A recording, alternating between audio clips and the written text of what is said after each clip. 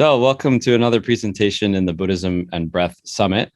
This is an online event that explores Buddhist practices of working with the breath and with bodily winds. I'm Pierce Salguero, one of the hosts of the event, and my guest today is my very good friend, Kin. Kin, why don't you introduce yourself to everybody and tell us what you do. All right. Hello, Pierce. Thanks for having me. My name is Ken Cheung, and I am assistant professor at Moravian College, soon to be Moravian University, probably when this presentation gets uploaded. And there I'm in the global religions department, and I research contemporary Buddhism. I work on Buddhism in science, Buddhism in economics, and also Buddhism medicine and health and healing. So that's a little bit about my interests. Yeah, cool. So we share a lot of interests in terms of Buddhism and medicine and healing and so forth. And Kin, I don't even remember when it was off the top of my head, but we kind of came together for a collaborative project when I was creating an anthology of texts on Buddhism and medicine. And you helped me, and we together interviewed a very interesting practitioner of Buddhist inspired and Buddhist influenced medicine in Brooklyn. And maybe you wanna let us know who that was and kind of a little bit of background about him. So that was 2015, and we did the interview in October. And what's most interesting is I never thought of this as a research project that I would pursue. We were just talking, and I told you that it's my father who does this religious healing with qigong, with reiki, and also Buddhist chants and spells. So we got to talking, and you suggested that we interview him as part of that project. I was happy to do so, and now it's really developed into a research direction for me. Yeah, so we published together the transcript or transcript of most of that interview, and now you've done. You have several publications in the works about him and his practice and the context of Chinese American religious healing in New York. So, yeah, why don't you tell us a little bit about your research and what directions you're going in? Sure. So my father, Seng Kan Cheung. Let me share an image just so the viewers can see what we're talking about. Pierce, do you see the image up on your screen? Yes, I do. All right. So I'm going to share later more close-up, zoom in images to see more in detail, but you get a kind of sense of what's going on. So my father is in most of these images, and his name is Seng Kan Cheung. He is a community healer for a Chinese American, actually Asian American immigrant community in the New York City area. He started learning self-cultivation practices when he was really young in southern China in Guangzhou. He learned martial arts, and he picked up healing practices because of his own ailments, stomach ailments growing up.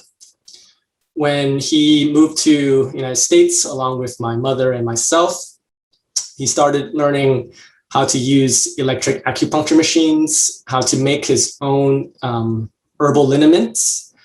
He would pick moxa from neighborhood parks to use for moxa extraction. He does cupping.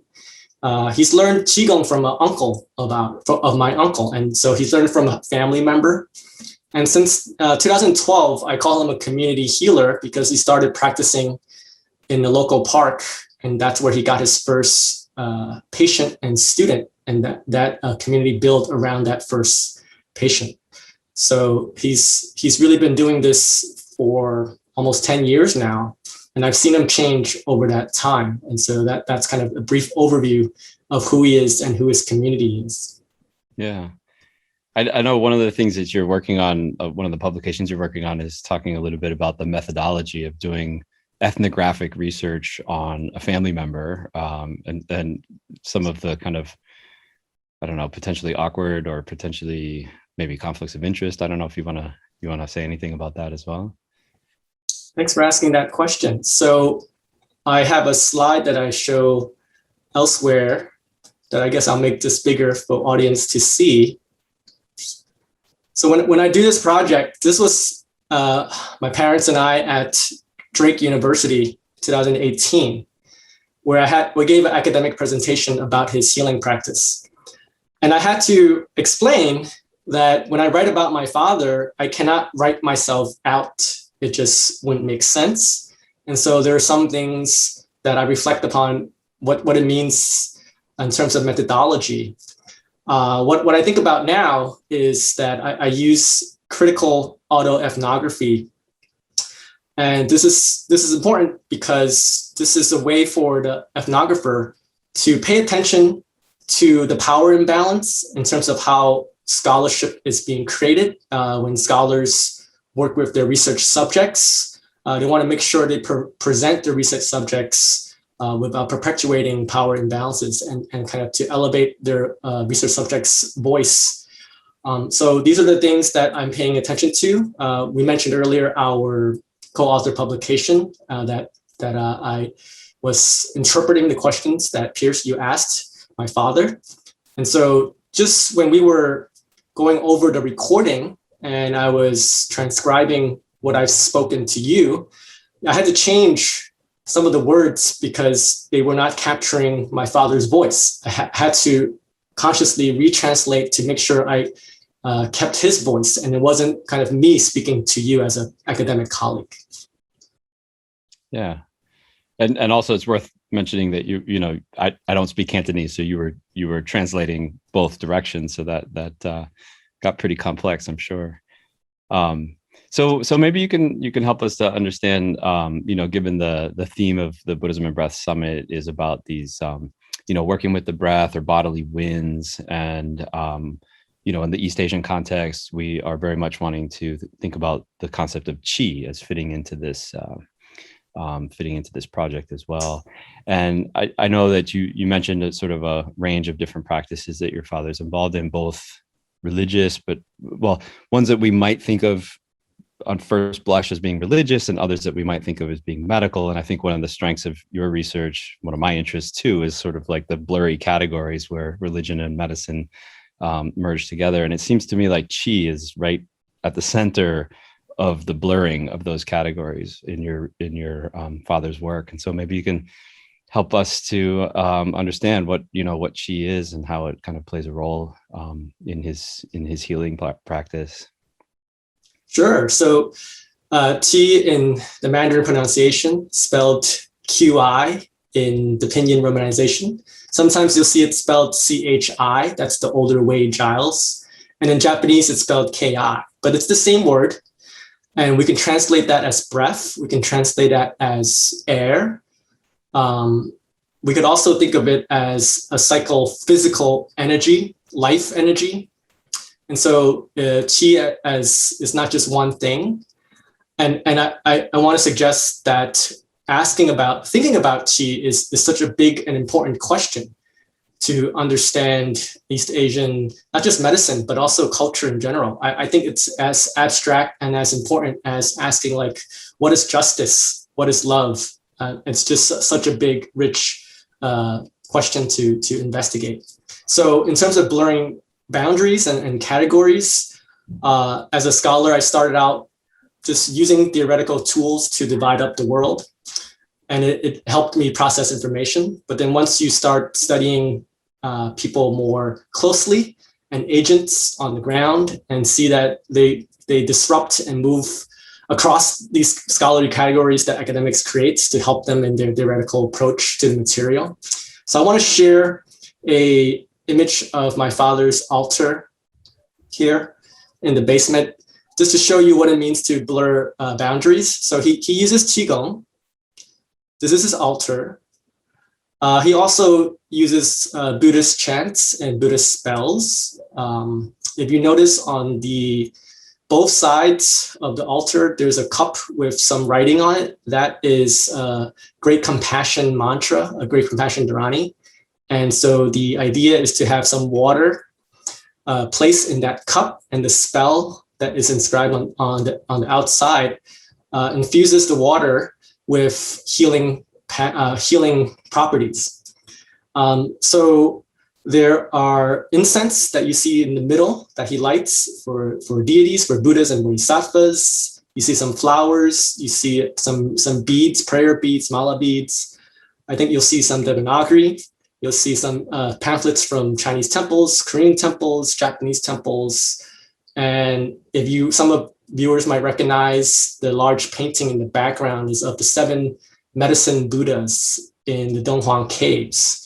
So he uses a lot of different things, and it's hard to say that it's only Buddhist or only qigong or only reiki or even only Chinese medical arts. And so what I see breath doing, qi doing, is kind of exemplifies how he crosses boundaries. He talks a lot about Chan Tai Chi, so it's like Chan Buddhism or Zen Buddhism, combined with Tai Chi, self-cultivation, martial arts. Another way that it blurs boundaries is the idea of breath being something that is involuntary, that every minute, every few seconds, we are breathing involuntarily until I mentioned it to you, then you might start thinking unconsciously about your breath. So it's for the most part unconscious, but at the same time, it's something that we can control consciously if we direct our attention towards it. And breath work, qigong, that's one way to translate qigong, is to regulate the breath.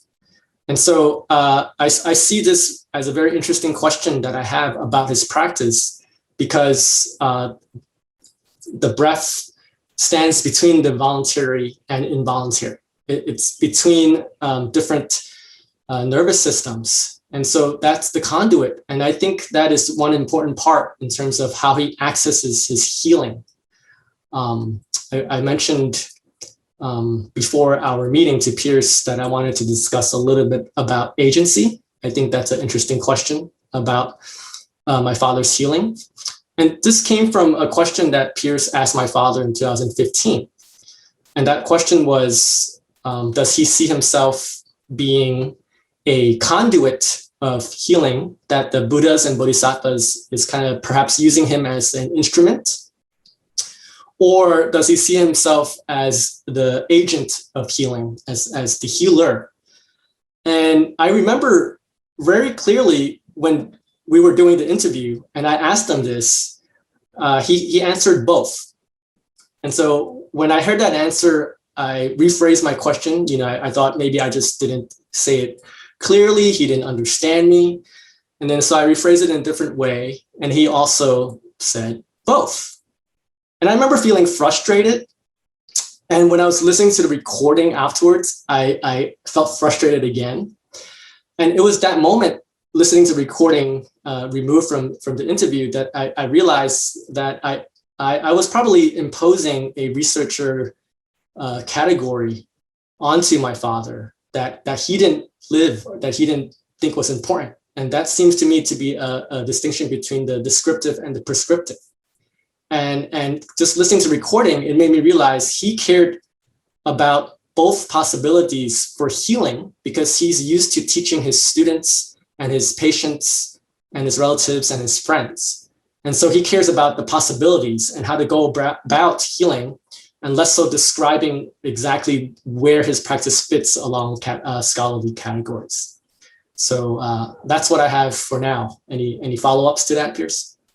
Oh, I guess I would just ask one more question in the spirit of kind of mixing scholarship with experience and the sort of category blurring that we're doing here more generally. I'm wondering if you've ever experienced qi. I mean, growing up with your father, you must have heard about this concept, from very young. And I'm wondering if you would share with us, maybe a more kind of personal experience or personal kind of phenomenology of qi, if that's something that you would feel comfortable doing. I do. Thank you for asking. So I'm going to share an image of my father practicing qigong on a patient of his. And so you see his hand moving. So he's moving his hands. And I learned this from my father, who learned it from my uncle. And so the three of us have practiced together. And my father learned this when he was in his 40s, so pretty late in his life. And this was during high school. And I remember that night, I remember it's been a few months that I've already been watching him practice this in the evenings. And I was a little curious, and he knew that. And so out of the blue one night, he said, "Hey, Kim, do you want to practice this? Do you want to try this? Try this out." And I said, "Sure." And so after maybe 5 to 10, 15 minutes of practice, I was moving my hands in different motions, moving my shoulders, stretching, but also using my mind to consciously direct the breath energy, the life energy. So that's why we call it qi. That's why we call it qi, psychophysical energy. And at one point, I was moving my hands, and when I was going in this kind of circular motion without touching my fingertips, it was the first time ever where I felt the sensation of qi. And that sensation I would describe as a change in temperature, a little bit of warm, sometimes it's cooling. But the more interesting thing is I would describe it as a magnetic push against my palms. I feel like there's a ball of air in between my palms, and I'm manipulating it when I rub it like this, or when I feel it expand and contract. And so this was in high school, and it just ruptured my worldview. I could not do anything but laugh. That was my experience. It was just, that's how I could make sense of what happened. Or maybe I should say I couldn't make sense of what happened. But there were questions that I raised. Was this just a one-time thing? Was this something that I just really wanted to believe and imagine myself experiencing it? How do I know this is reproducible? And of course, I've tried it in different environments at different times, including at different places, like in an airplane at a higher elevation. So I've come to corroborate this experience over time, and this is repeatable. And it's also corroborated with my father and my uncle and other people that practice qigong. However, as a high schooler, I was really excited to teach everyone I knew about qigong. And when I taught my friends who trusted me and eager to learn, and they told me that they did not experience qi the same way I experienced, it really dampened my enthusiasm about what it means for that practice to change my worldview, because it was not explainable for my 17-year-old self. How can I feel magnets pushing against my arm by just moving it about? The fact that my friends didn't feel the same way really kind of gave me doubt in terms of how I can trust, or how any of us can really trust our senses and experience. So I'll stop here. Yeah, great. Thanks, Ken, so much for talking to us about your research and about your dad, also about your own experience. Really, I think this is going to be a great contribution to the summit. And you're going to include some supplementary materials and readings and so forth for people who want to follow up and get more information about qi and about East Asian health and healing practices related to qi. And so, yeah, I don't know if you have any parting comments or final words to say, but I just wanted to say thank you for sharing. Nothing really comes to mind right now. I guess I'm looking over some of the publications I have in progress, and I'm thinking about just his examples of healing. One of the things that come to mind, I guess I'll share this near the end, which is I'm writing a book chapter that's contributing to an edited volume on philosophy of religion. And there I'm talking about his examples of healing success as natural miracles. And I do this not because he or his students or patients refer to those success as miracles, but because a colleague of mine learned about my father and framed it as such. And so, give you an example, his first student in 2012 had a golf ball-sized tumor on the back of her neck that bothered her for decades. And it was just too close to the nerves to operate, that the doctor says it's just not worth the risk. So she's been living with this condition for decades, and then she's been seeking different ways to treat herself, including different qigong practices. And after 2 weeks of learning qigong and getting treatment from my father, her tumor went away and never returned. And so she's really she's really his biggest advocate and biggest publicist. Most of his students and patients are socially connected to her in some way. And she does use the word miracle to describe his healing, but it's the Chinese words for it. And that chapter, I say that in the Chinese religious context, in the Chinese worldview, that miracle is not something unnatural or supernatural. It's part of the natural world, in that anyone can pick up this self-cultivation practice and heal themselves and heal other people. And that's what my father wants to do. He wants to teach students to learn to heal themselves. And I guess I'll end there and also say thank you, Pierce, for inviting me to talk about this project.